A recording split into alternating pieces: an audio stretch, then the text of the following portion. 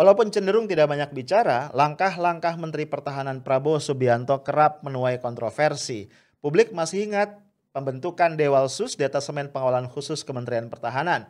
Dan belakangan publik dikagetkan kembali dengan rencana Kementerian Pertahanan untuk memborong alutsista senilai 1.700 triliun dengan menunjuk PT Teknologi Militer Indonesia yang baru berdiri beberapa saat sebagai brokernya.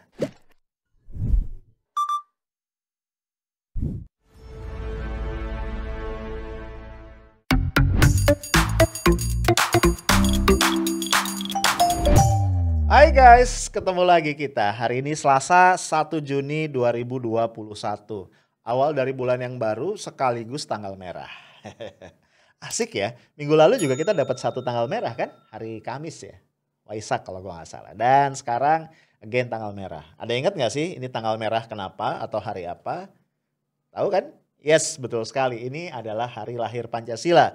Sesuai dengan keputusan Presiden yang dikeluarkan sejak tahun 2016 yang lalu. Gue lupa ya tanggalnya, lu cek aja.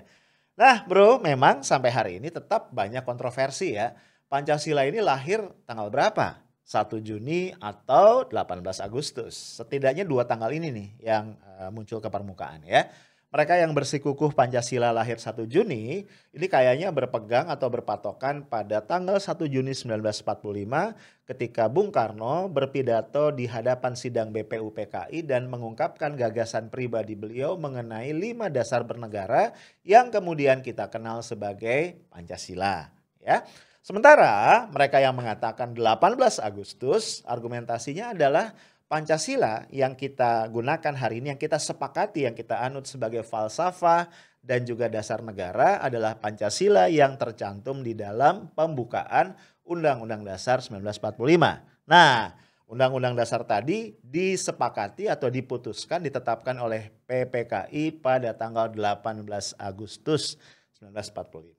Ya, jadi lu boleh pilih nih ya, lu menganut aliran 1 Juni atau lu menganut aliran 18 Agustus. Ya, gua nggak akan ngobrolin itu dulu ya. Mungkin nanti kalau sempet gua buatin podcast khusus ya untuk mendiskusikan itu. Nah bro, di podcast ini gua pengen ngobrol-ngobrol tentang jagoan kita, Menteri Pertahanan Prabowo Subianto ya. Nah kenapa buat gua menarik ya? Karena sosok Prabowo ini memang dari awal unik. Unik dan bagi sebagian orang itu penuh dengan kontroversi. Kontroversi pertama tentu saja ketika Pak Prabowo akhirnya memutuskan bergabung dengan Pak Jokowi masuk ke dalam kabinet menjadi Menteri Pertahanan setelah Jokowi Ma'ruf Amin dinyatakan oleh KPU tengah malam ya memenangkan Pilpres tahun 2019 yang lalu. Pak Prabowo yang sampai saat-saat terakhir masih menegaskan bahwa dia akan terus timbul dan tenggelam bersama rakyat ya, artinya berada di barisan oposisi, kemudian dalam waktu yang cukup singkat berbalik masuk ke dalam kabinet. Ya tentu saja ini hal yang kontroversial. Ya walaupun alasan atau justifikasi yang diambil Pak Prabowo waktu itu adalah beliau ingin mengakhiri ya keterbelahan atau konflik yang ada di masyarakat sebagai dampak dari Pilpres 2019. Tapi nggak tahu ya, gua nggak tahu lo ya. Tapi gua ngerasa Prabowo ini udah berapa lama nih ya? Udah almost 2 years ya di kabinetnya Pak Jokowi. Gua nggak ngeliat tuh ya bahwa keterbelahan itu kemudian mencair, masyarakat kembali guyup ya, pendukung 01, 02 itu kemudian kembali melebur. Gua nggak ngeliat itu. Yang gue lihat terjadi justru adalah ini semakin semakin membatu nih, semakin mengental ya. Kalau sebelumnya ada cebong kampret, kemudian jadi cebong versus kadrun, kemudian muncul lagi Bani Bipang, aduh. Dan sorry to say ya, gue nggak ngelihat Pak Prabowo kemudian melakukan langkah-langkah yang konkret untuk mengatasi persoalan keterbelahan itu. Jadi bagi gua pribadi, lu boleh nggak setuju ya, argumentasi Pak Prabowo yang mengatakan dia join ke kabinet untuk merekatkan kembali persatuan, menurut gua ya retorika doang ya. Sorry loh Pak Prabowo ya, gua ngomong apa adanya. Nah itu kontroversi yang pertama ya. Kemudian juga kontroversi yang kedua, ya publik tahu ya bagaimanapun karena jejak digital ya, maupun jejak non digital itu kan nggak bisa dihapus ya. Salah satu pihak yang sangat kokoh, sangat kuat ya, sangat ngotot mendukung Prabowo ketika di Pilpres 2019 bersama Sandiaga ada 2 pihak ya. Satu adalah kelompok emak-emak. Kelompok emak-emak militan ya, yang wah gambar-gambarnya tersebar luas bagaimana mereka ngumpulin recehan, ya urunan segala macam. Lu lihat nih foto-fotonya. Emak-emak ini yang marah banget ketika Prabowo masuk kabinet, apalagi kemudian disusul oleh Sandiaga Uno ya, beberapa waktu yang lalu. Tapi kita nggak boleh lupa, kelompok kedua adalah kelompok-kelompok Islam yang antara lain dikonsolidasikan oleh Habib Rizik Syihab. Di sini kontroversi kedua yang gua maksud. Kenapa? Karena berbagai pihak nih publik melihat tidak ada suara sedikit pun dari Prabowo Subianto ketika terjadi persoalan-persoalan yang menyangkut Habib Rizik Syihab dan organisasinya FPI. Ya, mulai dari kepulangan Habib Rizik Syihab ke Indonesia yang cukup kontroversial ya, kemudian tragedi atau insiden kilometer 50, pembubaran FPI dan pada akhirnya penahanan dan kemudian pengadilan terhadap Habib Rizik yang awalnya hanya terkait dengan protokol kesehatan. Gua nggak tahu ya, apakah Pak Prabowo sudah begitu nyaman di dalam kabinet atau juga Pak Prabowo ini sangat sibuk dengan tugas-tugasnya sebagai Menteri Pertahanan. Yang jelas kita tidak mendengar sedikit pun suara beliau terhadap persoalan-persoalan yang gua sebut tadi. Padahal ya ini fakta, suka atau tidak HRS dan FPI adalah komponen yang kuat betul mendukung Prabowo ketika maju sebagai capres di tahun 2019 yang lalu. Mungkin kalau ada peribahasa mengatakan kacang lupa pada kulitnya, apa yang dilakukan Pak Prabowo adalah contoh yang cukup konkret ya dari peribahasa tersebut. Nah, apalagi kemudian kontroversi ini kalau lu ingat diperkuat lagi dengan kelakuan dari jubir Pak Prabowo ya, Dhanil Anzar Simanjuntak yang sempat berpolemik dan intinya dia mengatakan bahwa HRS itu bukan siapa-siapa. Kalau nggak salah gue pernah ngebahas itu ya di salah satu podcast gue. Cuman udah agak lama jadi gue lupa ada di mana. Itu kontroversi yang kedua. Nah guys, kemudian ada lagi nih kontroversi yang ketiga. Kalau ini kejadiannya belum lama ya, sekitar awal April 2021. Kalau lu simak lagi, lu lihat lagi media-media digital ya, itu sekitar berapa ya? Tanggal 9 April ya. Kalau nggak salah ada satu posting di IG dari salah satu ajudannya Pak Prabowo yang memberitakan atau menggambarkan adanya satu unit yang namanya Dewalsus, Detasemen Pengawalan Khusus. Satu pasukan yang dibentuk langsung oleh Pak Prabowo, diseleksi, dipilih, ditunjuk langsung oleh beliau untuk menjadi pasukan pengamanan pribadi terhadap Menteri Pertahanan, which is beliau sendiri, dan juga tamu-tamu VVIP, very very important person yang sedang berada di lingkungan Kementerian Pertahanan. Ya, cuman waktu gua cek lagi nih IG-nya udah nggak ada, mungkin dihapus ya. Cuma udah terlanjur diberitakan oleh banyak media, ya. Nah, apa yang dilakukan Pak Prabowo ini tadi gua katakan memancing pro dan kontra ya. Banyak banget yang kontra sebenarnya, setidaknya yang pertanyakan ya. Karena tadi ini kayaknya jadi spesial banget. Apa yang dilakukan oleh Pak Prabowo ini menjadi mirip ya, pasukan yang dibentuk ini menjadi mirip seperti Pas Pampres nih, pasukan pengamanan presiden. Ya, anggota DPR mempertanyakan itu ya, kemudian juga beberapa pihak mempertanyakan hal tersebut.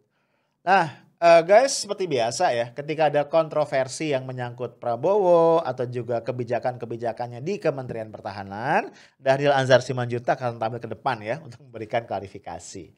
Dalam konteks Dewalsus ini, kata Dhanil sebenarnya biasa aja. Karena sejak sebelumnya ya, sejak menteri-menteri yang lalu itu selalu ada ya prajurit-prajurit yang ditugaskan oleh 3 matra TNI untuk terlibat atau ambil bagian dalam pasukan jajar kehormatan yang memberikan penghormatan, tahu kan ya, yang baris tuh ya kalau ada tamu VVIP gitu. Nah ini tugas protokol biasa. Di samping itu Dewalsus akan melakukan tugas-tugas rutin pengamanan di dalam kawasan atau lingkungan Kementerian Pertahanan. Ya, tapi namanya sesuatu yang aneh, yang baru selalu jadi tadi ya timbul pro dan kontra. Guys, kontroversi berikutnya. Ini yang gue pengen omongin lebih banyak sebenarnya.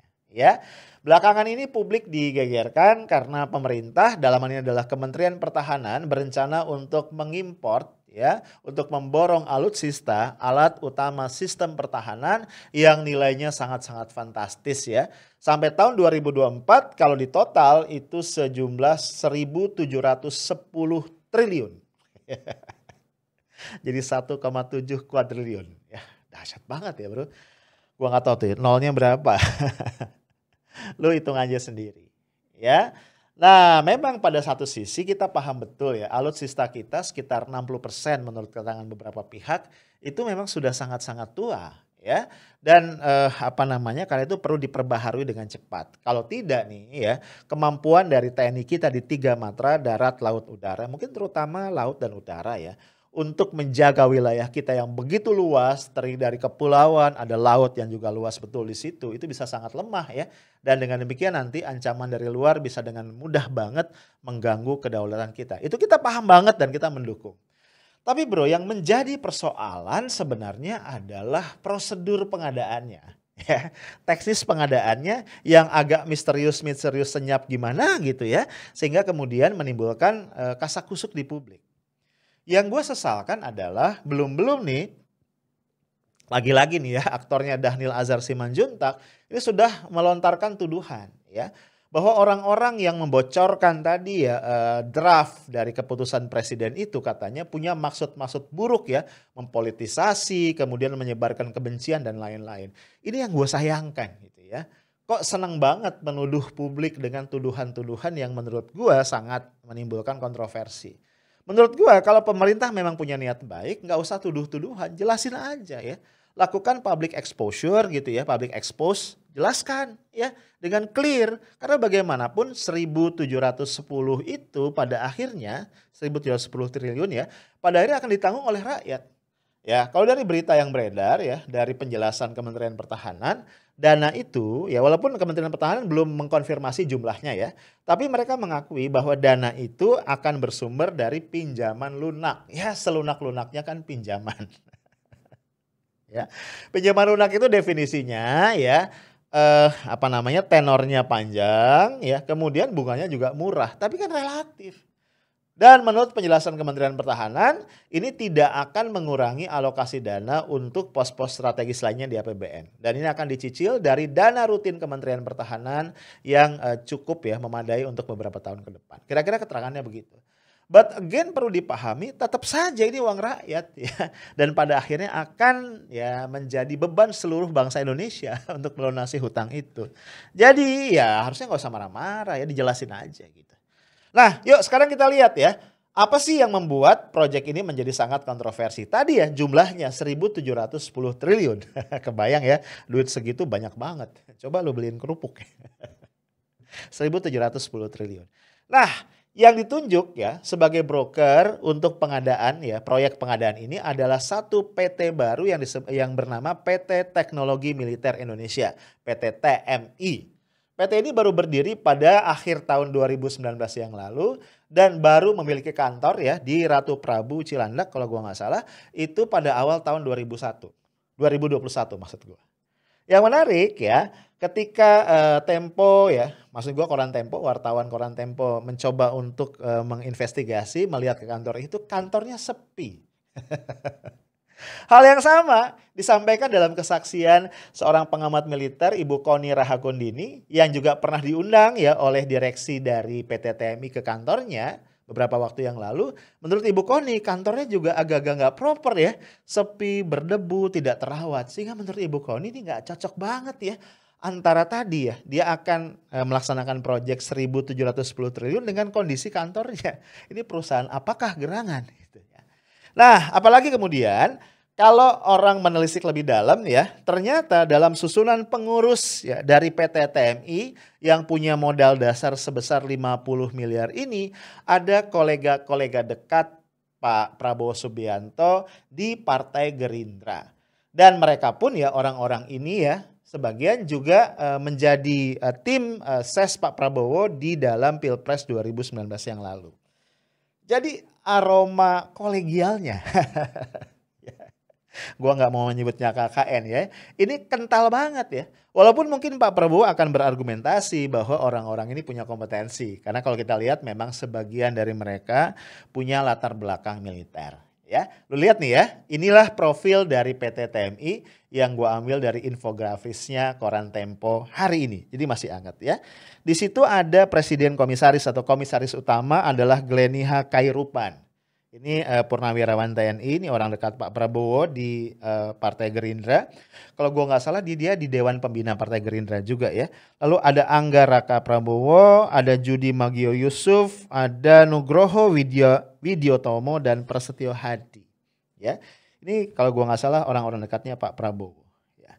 Nah, yang menarik juga tadi, ya PT TMI ini baru berdiri pada akhir 2019. PT ini didirikan oleh Yayasan Kesejahteraan Pendidikan dan Perumahan. Ini adalah yayasan yang dinaungi oleh Kementerian Pertahanan. Yang menarik juga, yayasan ini baru didirikan beberapa bulan setelah Pak Prabowo menjadi Menteri Pertahanan. Ya, jadi yayasan tadi, Yayasan Kesejahteraan Pendidikan dan Perumahan ini memiliki 49.990 lembar saham dari PT TMI. Nah, sisanya yang 10 lembar saham dengan nilai 10 juta rupiah saja ini dimiliki oleh Primer Koperasi Pegawai dari yayasan tersebut. Jadi kontroversinya ada di situ. Nah, guys, sebenarnya Komisi Pertahanan di DPR RI yang diketuai oleh Pak TB Hasanuddin sudah memanggil Pak Prabowo dan timnya untuk menyampaikan penjelasan. Ya, kemarin ya, tanggal 31 Mei 2021. Tapi sayangnya Pak Prabowo tidak hadir dan hanya diwakili oleh Wakil Menteri Pertahanan dan Sekjen Kementerian Pertahanan. Nah, sehingga Komisi Pertahanan DPR urung mengajukan pertanyaan-pertanyaan yang lebih strategis dan mendalam dan memanggil kembali Pak Prabowo, nggak tahu ya, kalau nggak salah besok ya atau di tanggal yang lain, gue lupa, untuk memberikan penjelasan.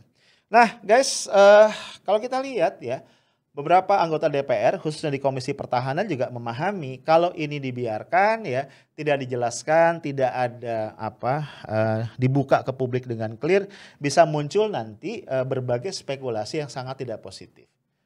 Satu hal yang gue pengen garis bawahi guys, nggak tahu kenapa ya, kayaknya bagi para pejabat publik kita itu susah banget ya untuk tidak melibatkan kolega-koleganya ketika menangani proyek-proyek pemerintah yang nilainya besar gitu. Ya, coba deh lu cek ya. Kalau ada proyek nilainya besar, biasanya tuh ya ada aja ya kalau ditelisik lebih dalam si pengambil keputusan itu ngajakin orang-orang dekatnya. Ya bisa aja betul orang-orang dekatnya kompeten, tapi kan agak-agak bahaya tadi ya. Ada potensi konflik of interest. Maksud gua hal-hal kayak gini mestinya dijaga ya. Sehingga kita bisa percaya nih sama pejabat publik kita. Tapi kayaknya itu yang nggak ada. Nah, yang gua khawatir kemudian ya nanti orang akan berspekulasi atau menduga-duga lebih jauh lagi. Misalnya aja nih, lu tahu kan ya, saat ini kita sedang Sedang sangat prihatin dengan pelemahan habis-habisan yang dilakukan terhadap Komisi Pemberantasan Korupsi. Nah, akhirnya orang bisa berspekulasi kan, bahwa ini bagian dari satu grand design. Ya, jadi menjelang 2024 ini ya, KPK sengaja dilemahkan, dilumpuhkan habis-habisan supaya apa? Supaya para politisi, para pejabat publik itu bisa leluasa. Ya, untuk apa? Untuk mengeruk uang negara sebagai persiapan budget mereka dalam menghadapi pertempuran hidup dan mati di Pilpres dan di Pemilu 2024. Nah, again ini spekulasi ya, yang gue yakin banget susah banget untuk dibuktikan. Tapi mau tidak mau ya, pikiran-pikiran negatif ke arah sana akan muncul ketika tadi pejabat publik tidak berhati-hati dalam langkah. Guys, sementara itu aja dari gue ya. Simpan aja spekulasinya, stay tough, smart, and professional. Assalamualaikum warahmatullahi wabarakatuh.